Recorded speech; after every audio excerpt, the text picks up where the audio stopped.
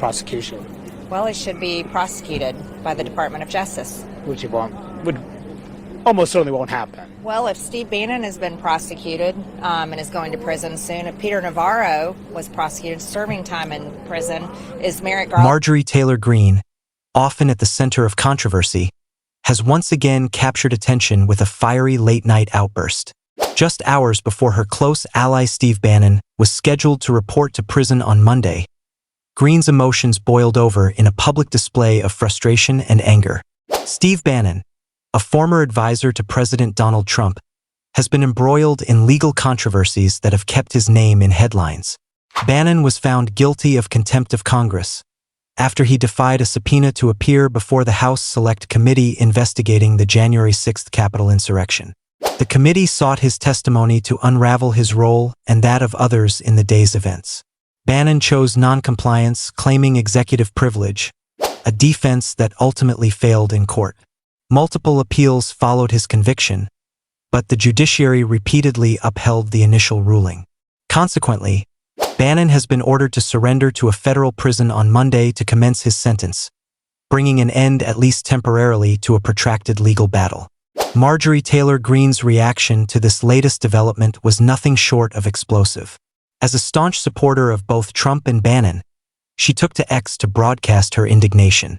Her posts were riddled with exclamatory remarks and vehement denunciations of the judicial process that led to Bannon's conviction.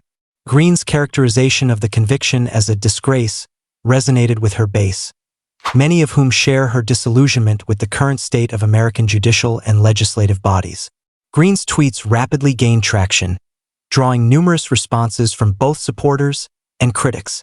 Detractors argued that Bannon's conviction was warranted, pointing out the importance of upholding the rule of law. Conversely, Greene's supporters saw her outburst as a righteous defense of a political ally who they believe was unjustly persecuted. This incident sheds light on the broader symbiotic relationship between social media and contemporary politics.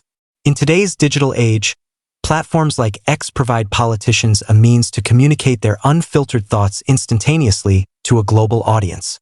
Greene's late-night tweets are a case study in how political figures can leverage social media to rally their base and amplify their messages, for better or for worse.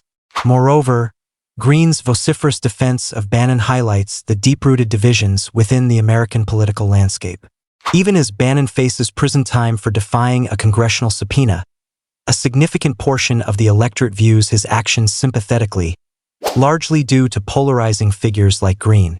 As Steve Bannon prepares to serve his sentence, his case will continue to serve as a flashpoint for discussions about the power dynamics between the legislative and executive branches of government, the rule of law, and the role of social media in modern political discourse. Marjorie Taylor Greene's vehement outburst also underscores the ongoing volatility of American politics, where legal rulings often spill over into the court of public opinion, fueled by impassioned social media commentary. For now, Steve Bannon faces 4 months behind bars, but the ripple effects of his conviction and Greene's vociferous defense will likely reverberate through the political landscape for some time to come.